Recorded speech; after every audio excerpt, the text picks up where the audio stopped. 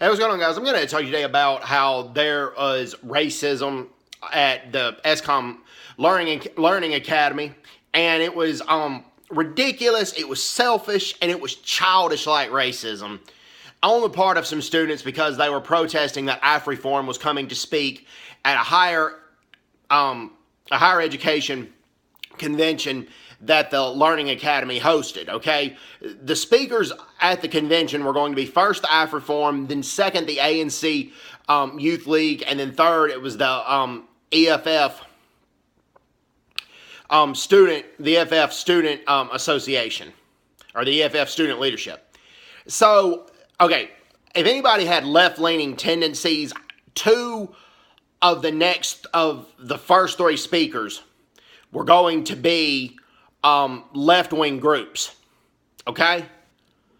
And then also, the fifth speaker was Fees Must Fall, which is another left-leaning organization.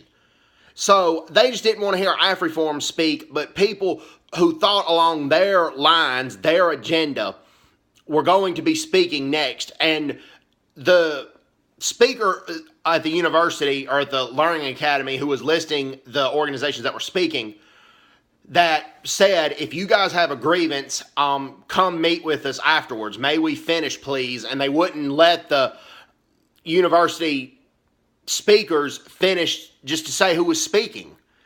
And they said the speakers who were speaking, listing who was going to speak, said the purpose of this convention is to engage in healthy debate and healthy discussion. It's not one's agenda or one political group.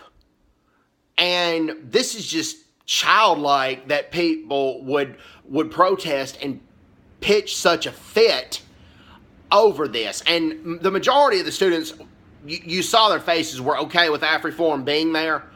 But two female students in particular, and they were female. I mean, I hate to say it because I'm not trying to sound sexist or chauvinist, because I'm not that at all.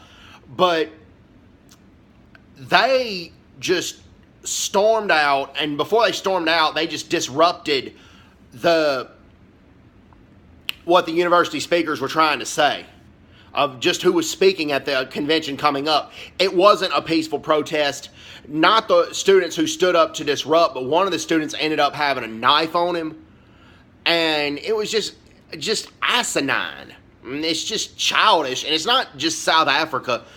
That's what the world is coming to, because they don't want to hear what somebody else has to say. As much as I don't like Julius Malema or Andile Maxitama, I listen to what they have to say and hear what they have to say. As much as I don't like a lot of what Julius Malema stands for, Zuma's relationship with the Guptas, I think he's right on. And then also, I think South Africans need to get behind the Bafana national soccer team, even though they're not doing well right now.